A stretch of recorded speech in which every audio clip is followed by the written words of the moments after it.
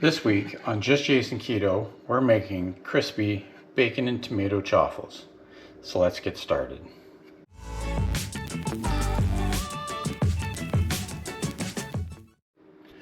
What's up everyone? We're back with another chaffle recipe after taking a couple of weeks off and trying some other things. This week we're making a bacon and tomato chaffle. One of my favorite things before keto was like a toasted bacon and tomato sandwich, and I know tomatoes aren't, technically they're a little higher in sugar than a lot of people like to consume most of the time, but once in a while I don't think it's too bad, especially if you grow your tomatoes yourself, which we did this year. So that's one of the main ingredients here. That's just a couple of slices of tomato that I cubed up. Now I did take most of the seeds out because we don't want too much moisture in these chaffles. Then we've got 2/3 of a cup of finely shredded mozzarella cheese. We've got a couple of strips of cooked bacon that I've chopped up here. We've got some salt and lots of black pepper here. I don't know about you, but I do like black pepper with my bacon and tomato sandwiches, and salt of course. And then to add the crispiness, we have some shredded Parmesan cheese here. That'll come into play when we cook the chaffles. And then we've got one large egg here. So let's get set up and we'll start mixing these chaffles. Okay, so we've got our one egg mixed up in the bowl here. First thing we're going to do is add in our mozzarella cheese. Now again, I like to shred this as fine as possible, kind of thing. Makes it mix in easier than just a long shred kind of thing. At least that's my opinion, but maybe you guys have other ways to do it. I know some people actually blend the cheese in a little food processor first to make it even finer, which I've done in the past before, but it just adds to the dishes that you have to do afterwards, so I just chop it up. So we've got that mixed together. We'll add in our bacon. Again, that's just 2 strips of pre-cooked bacon that we had left over from breakfast yesterday. It's a fairly rare occasion that there's bacon left over, but when there is, I like to do something like this with it.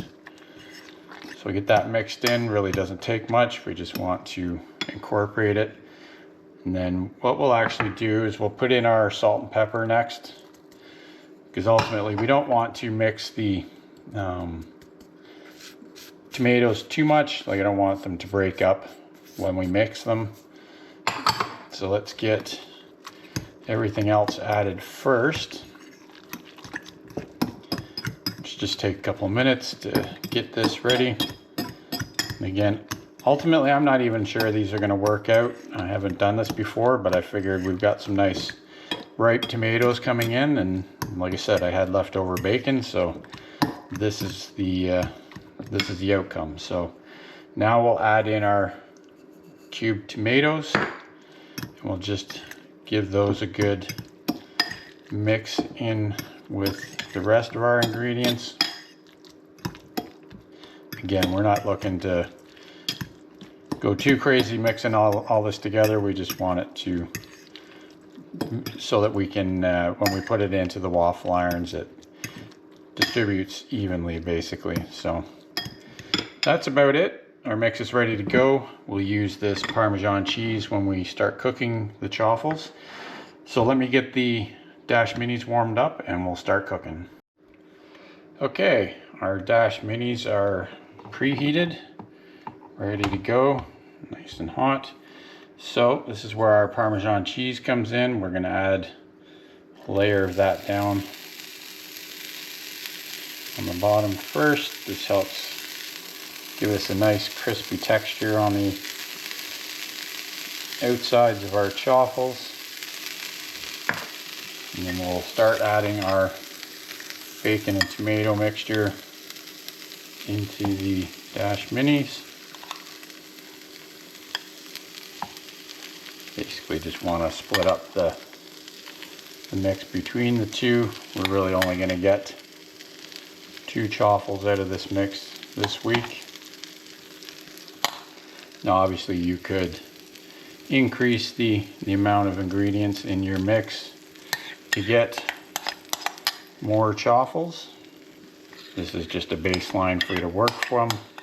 And again, I realize that not everyone that's on keto eats tomatoes, but like I said before, I don't mind it once in a while, especially if they're tomatoes out of my garden. So that's looking good.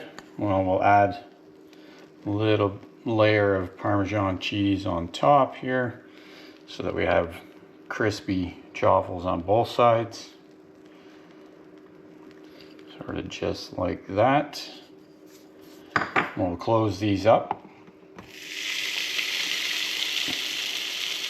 Now these will take 4 minutes to 5 minutes depending on how much the liquid's in the mix. Basically we want to just watch the steam, and typically once the steam stops coming out of the waffle irons, you know that it's going to be finished. So we'll be back when these are finished cooking. Okay, so it looks like our chaffles are done.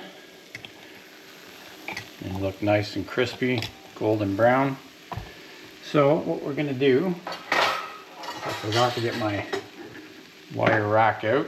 I like to put my chaffles on a wire rack while I let them cool, just so they don't get soggy. You can see they're nice and golden brown and really crispy on the outside. So we'll set those aside, let them cool a little bit because they're going to be far too hot to try right now. There's the second one. So we'll be back in a few minutes when they've cooled down a little bit, and we'll give them a try. Okay, so our bacon and tomato chaffles have cooled down a little bit here. You can see they're nice and golden brown on both sides. That's that Parmesan cheese. I don't know if you can hear, they're nice and crispy. Smell really good. Again, this is the first time trying this recipe, so hopefully they turned out. But let's break one of these open here. See how they look inside. You can see some of the tomato in there. Of course, the bacon looks really good there. So let's give this a try and see how it turned out.